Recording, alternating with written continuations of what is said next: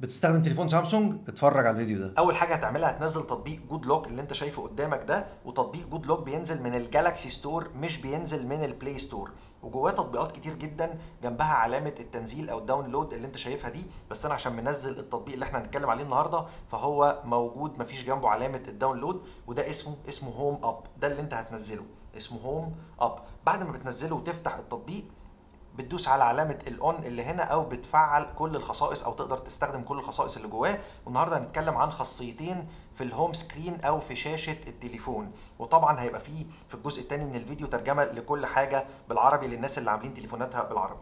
هتخش على الهوم سكرين اللي هو اول اختيار، ودول الحاجتين اللي هنتكلم عليهم: لوب بيجز وفايندر اكسس. يعني ايه؟ لما بتفعل اللوب بيجز دي وتخرج بره انت مثلا على اخر صفحه في التطبيقات بتاعتك، تقدر على اخر صفحه انك تلف تاني التليفون وتروح لكل الابلكيشنز بتاعتك وتفضل تلف في صفحات، ما بيقفش عند حته معينه ولازم ترجع للتطبيقات، لان في ناس بيبقى عامله 10 صفحات و15 صفحه وموزعين الابلكيشنز بتاعتهم بطرق كتير جدا، فبيقعدوا يرجعوا كتير قوي عشان يرجعوا لاول صفحه او تاني صفحه، فتقدر تستخدم اللوب بيجز بالطريقه دي.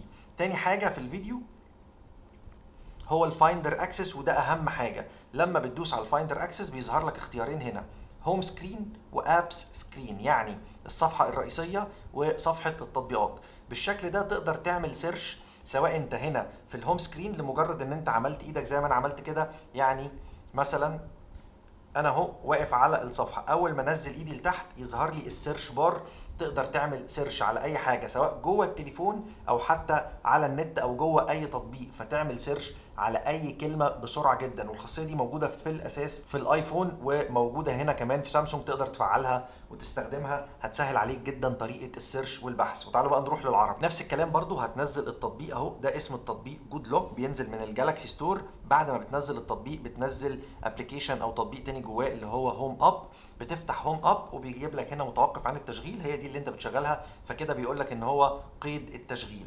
هتخش على اول اختيار اللي هو هوم سكرين، برضه هيظهر لك هنا لوب بيجز بالانجليزي وهنا فايندر اكسس بالانجليزي، عشان في ناس كتير بتقول لي احنا مش عارفين نستخدمه وهو بالانجليزي، فانا بوريكم ان هو بالعربي في حاجات معينه لازم تظهر بالانجليزي. اهو اسمه لوب بيج، بتفتح لوب بيج دي فبيجيب لك انه تقدر تروح لكل الصفحات من غير ما ترجع لاول صفحه. بعد ما بتوصل لاخر صفحه بتمرر ايدك مره تانية فيجيب لك اول صفحه. لوب بيج دي بتفعلها او بتشغلها من هنا، وده الفايندر اكسس بتشغله على الخاصيتين اللي هو الهوم سكرين والاب سكرين.